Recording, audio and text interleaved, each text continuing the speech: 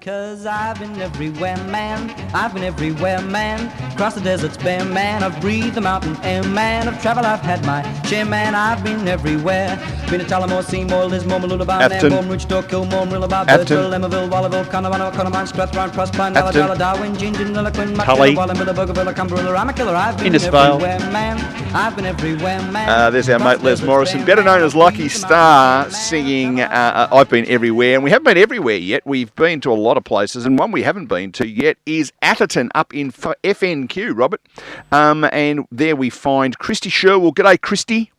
Hello from far north Queensland. Great to have you on board. Sorry we're running a little bit late, but Mark Holden wouldn't stop talking. I listened to that segment. I learned a lot. Excellent. And you found out that he was a pop star. And a doctor. Yeah. Yes. You want to watch The Young Doctors at some stage? It makes Home and Away look like a documentary. Thanks for joining us. Tell us about Atherton. Where is it? Obviously far north Queensland. Where is it and what's it famous for? Yeah, sure. So Atherton Tablelands is an hour and a half from Cairns, which most people resonate with the Great Barrier Reef. And we're up in the rainforest in the beautiful Tablelands. It's absolutely gorgeous up here and well known for its perfect weather. So if you've been to Cairns and you've gone up that hill on that train, that's the hill we're talking about. You're going west, presumably, and then go an hour and a half.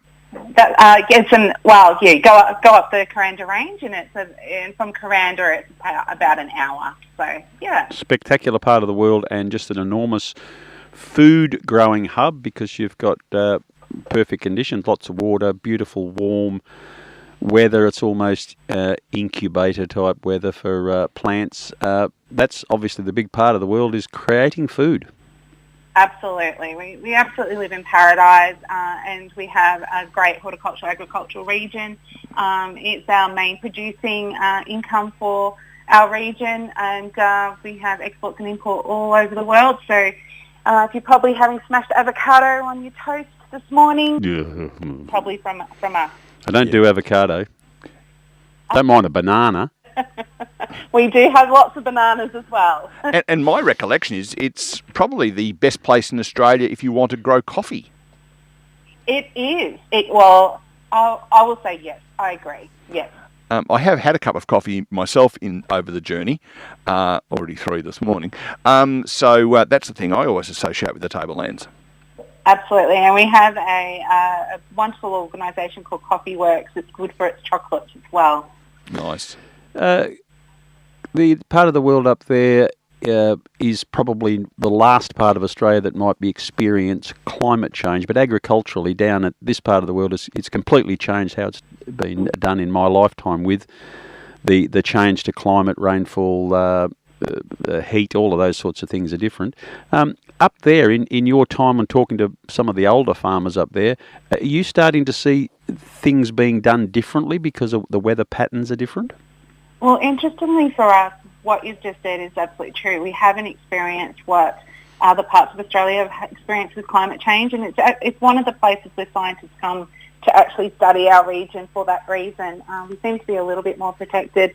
But the main thing that the sort of elders in our community talking about are more the change to our wet season. We seem to be having very strange wet seasons in the 10 years I've been up here. And it just seems to be that the southeast is getting more of that terrible storm weather and that we usually get and are used to. So it's going to be interesting watching what happens over the next few years. Yeah, your rainfall's famous, but we get the impression that it's always perfectly calm, rain's falling straight down. But, of course, when the storms come in and the rain then comes in horizontally, not as pretty and obviously very destructive. Yes, it can be, and everyone thinks of cyclones in our region, but we had one recently that just came out of the blue and did a little bit of destruction in the Malanda Falls area, and so we're used to having the unpredictable weather up here, and it's usually always hits at 3 o'clock when it's time to pick up the kids. Oh, that's a normal phenomenon in Geelong. Don't worry about that. Is it? Yeah. So tourism, people come there for tourism reasons, or is it a bit out of the way? No, it's definitely worth staying in the region. There's so much to do. I like the waterfall circuit itself. We've got the Milla Falls. We've got the waterfall circuit.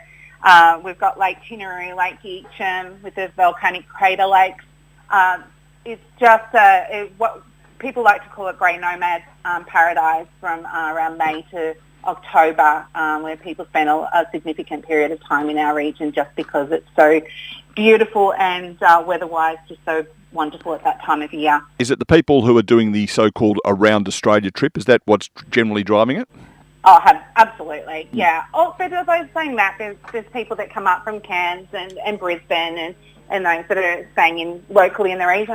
What we're finding up here is since COVID, people are staying a lot locally and exploring our region with camping, mountain biking, water skiing. There seems to be a lot of more preference for people staying closer to home. Well, it's funny because we do this segment every week and we talk to someone every week. If we went and visited all the places that people say are paradise in Australia, we would spend the rest of our lives in a car. But having visited up there, you're not far wrong, I reckon. It's a really, really nice part of the world. And beautiful people too. Well, that goes without saying, doesn't it? Yeah. Kristy, we had better let you go back and attend to whatever you were doing on a Saturday morning. Thanks for taking some time out to talk to the two blokes. Rob says goodbye. He goes into the next studio to do the next show, you see, so he just gets up and walks out. But thank you so much for being part of the show, and we'll chat soon. No problem. Have a great day.